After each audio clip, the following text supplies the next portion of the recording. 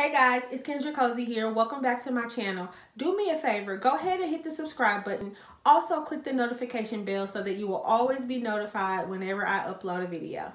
Let's get into the tea. Today we're going to talk about the time when thieves broke into my salon, stole over $10,000 worth of hair extensions, and caused another $3,000 worth of damages. This happened in July of 2018. It was June or July, and I believe it was on a Monday because I didn't have to work. My husband was actually going into work later, so we decided, like, hey, let's have breakfast together. We were on the highway, driving down the highway, when I got a call from St. Louis County Police Department, and I still remember the man to this day. I answered the phone, and all I heard was, "Is this Miss Cozy? Your place has been busted into. You need to get over here." And I was so confused. I was like, okay, so like I was panicked naturally as anybody would be. So I hopped off the highway at the very next exit, made a U-turn. I called my husband like, yo, they said somebody broke into the shop, like we need to get over there. So we pull up to the salon.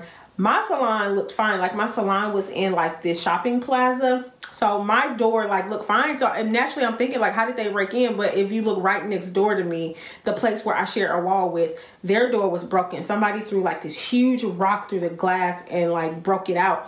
So confused again, the cops wouldn't let us in. So they drew their weapons. They went in to secure the premises to make sure it was safe, that no one was in there. And once I unlocked the door, let them in, you know, they did what they had to do. I went in and it was like a mess, like drywall, like glass, like everything. It was just a huge mess. And what ended up happening was the thieves came through the wall. They came through the wall, y'all. Like I had never seen anything like this in my life. And the way my salon is set up, when you walk through the front door, there's a reception desk, a waiting area, and then you walk past all of the stylist stations, and then the shampoo area. Over my shampoo area, I had this big old glass mirror, and the mirror was like broken, and there was holes all along that wall. So what they were doing was using an object of some sort to put holes in the wall to peek through to see if they had accessed the room where my hair was being stored at the time. And they just put holes all down the wall until they went down the wall far enough to where they knew that, okay, this is the room where the hair is stored. And when you walk into the storage area, there was a huge hole that was the size of like a human body. They came through the wall and stole all my hair. I literally, like, when I saw all of that, all I could do, like, I'm a super strong person. It takes a lot to like break me down. I just broke down. Because I was like, what the heck? First of all, just knowing that someone breaks into your space in itself is violating, and it's like emotional for anybody.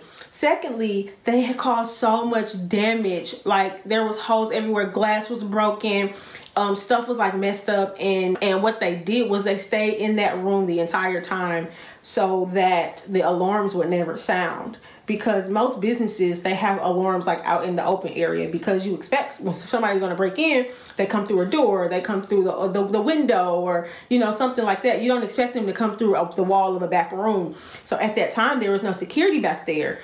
In that particular room, there were no sensors. So as long as they stayed in that room, which they did, and they took their time, once we rewind back all of the camera footage, they took their time. They took like 2 to 3 hours doing what they needed to do. They stole all of my hair, about $10,000 worth of hair. And it was just like, I could not believe it. And honestly, I felt helpless. Like, luckily for me, I had cameras. I could see them from my phone. And actually, when the cops called me, I immediately logged into my phone, and I saw that something was off, because the cameras that I had in their room, they were like turned facing another direction. Which later, when we got to the space, the police sent their team of the tech guys or whoever they do to pull the footage off of my DVR. We saw them in there. They had masks on, they had gloves. It was like the most creepiest thing ever to see, like this stranger invading your personal space. But we saw them, they had the mask and the gloves, and they were taking their time going through stuff, and the dude saw the camera, so he like hit the camera so it was facing the wall. But they stole all of my stuff through that little hole. It's like, luckily my husband, he's a contractor, and he's like very solution oriented. So he saw me like being hysterical, and he was just like, don't worry about it, I got you. So his nature of being a contractor, he just went to work. and he just went to Home Depot. He just started getting all the supplies to rebuild and to put together everything that was broken, that was messed up. So while my husband was going to work fixing everything, I had to think, like, how can I use this to my advantage? Like, I refuse to take a loss. I cannot take a loss. Like, what is it can I do to turn this around for my good? And then I remember, I'm like, cool, I'm finna call the news station. So I got on the phone. I was channel 2, channel 4, channel 11. Like, yo, I got a story for you. You should come see what whoever these people are. Look what they did to my shop. And when I tell you, them news vans were out there within probably like an hour. Like, they were outside of my shop. They was covering the story. Like, they had their team in there, their crew. They were filming. And I said, if the devil meant this for evil, but God is going to turn it around for my good. So while my husband was in the process of rebuilding, I went home, like, threw on some clothes, put on a little makeup or something. And I came back and the news cameras were there. And I remember I texted my friend at the time, shout out to Willie Moore Jr. Make sure you guys follow him, Willie Moore Jr. Live. And I texted him and I sent him pictures and I'm like, yo, look what they did to my shop. And immediately, like, just like the friend he is, he always said, he's like, listen, don't freak out. Like, don't panic. Like, it's gonna be okay. Use it to your advantage. And he told me, I'll never forget, he said, when you get on camera, don't be angry, sell hope. Like, sell hope. And I remembered that. And I remember getting on camera. And so I had to put my emotions how I felt, because I was mad. Like, you have no idea, I was angry. And when I got on the camera, I basically just like told I spilled my heart, basically, because I own a hair extension salon. So while some people see extensions as like a commodity, I also service a lot of women with hair loss. And those women with hair loss, it is a necessity for them. So you're not stealing from the woman who just wants longer hair. You're stealing from the woman who does not have any hair at all. And we are like her only source of hope. So I got on camera and I basically like kind of just told my story. And did it turn around for my good. Like, it was like one of the best things that I could have ever done. Luckily for me, I did have insurance. So insurance covered the loss of, you know, the supplies and the damage and whatnot. But that did not do half of what being on the news did for me. When those stories aired, and not only did they air, but they played all day and night for like a full 24 hours. Like, they just played over and over and over and over. My phones were blowing up the next day. My phones were ringing off the hook. So many people were calling. Like, it was people in other towns and cities that were nowhere near me that was calling just to be supportive. And they were like, oh my gosh, like, and then this is the thing too, like, once they saw me on TV, they researched me. So they went to my website and they saw what I stood for. So they saw that I was a Christian. They saw how I wanted to help women. They saw all of the makeovers that I did on the local news for deserving women in the community. They saw all of this stuff regarding the type of person I was, and they just poured in with the love and support. And that meant a whole lot to me.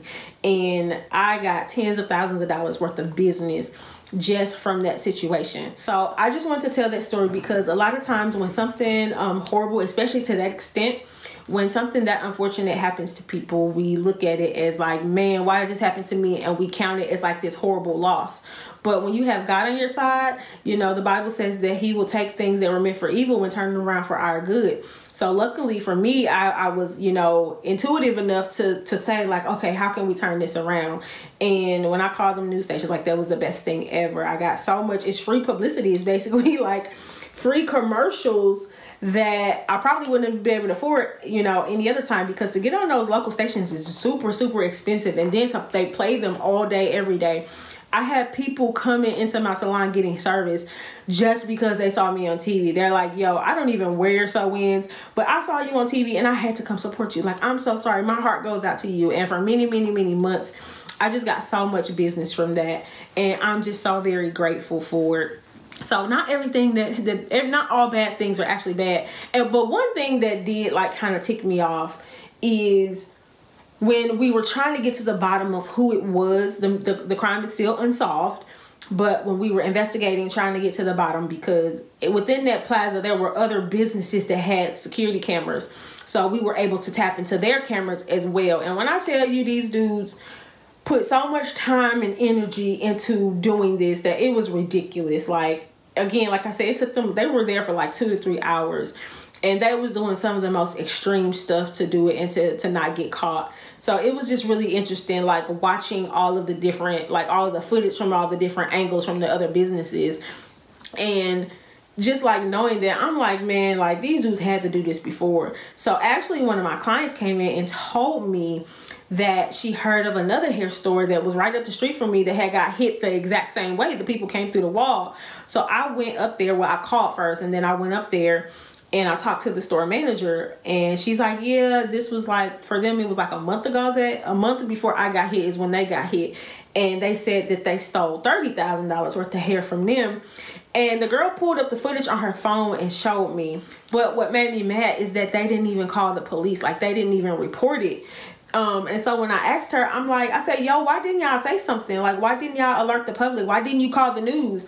And she said the owner didn't want to because he didn't want to give anybody any more ideas. I'm like, what do you mean giving people ideas? If you all had put this on public, it probably would have scared them to where they would have stopped. But because you didn't, I got hit, and who knows, you know, how many other places got hit that didn't tell, because I heard they did a Foot Locker the same way.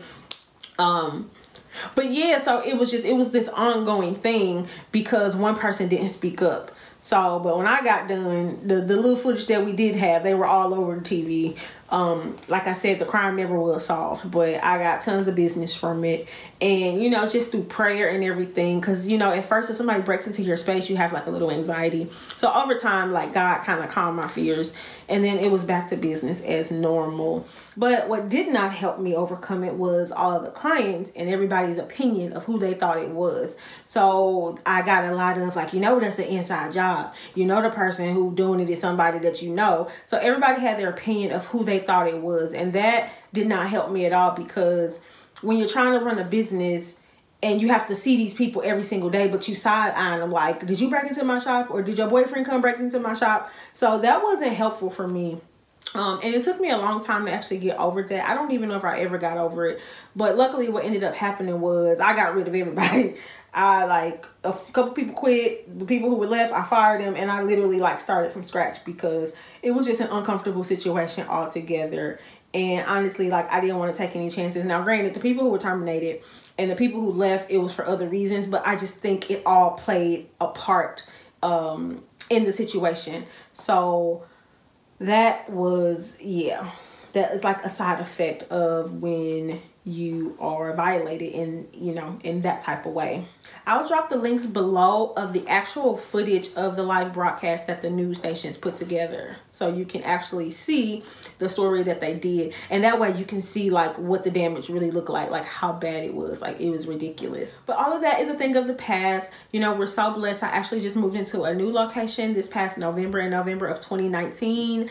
It is doing amazing, and I'm just super excited, and I feel like God has promoted me, so I'm super blessed to be in that predicament, and it just feels good to be out of the old space altogether. So that's my story time. If something similar happened to you, if you know someone where something like this has happened, or if you have any questions or comments, go ahead and drop them below. And before you go, since you're here anyway, don't forget to subscribe to my channel and hit the notification bell. Until next time, ciao.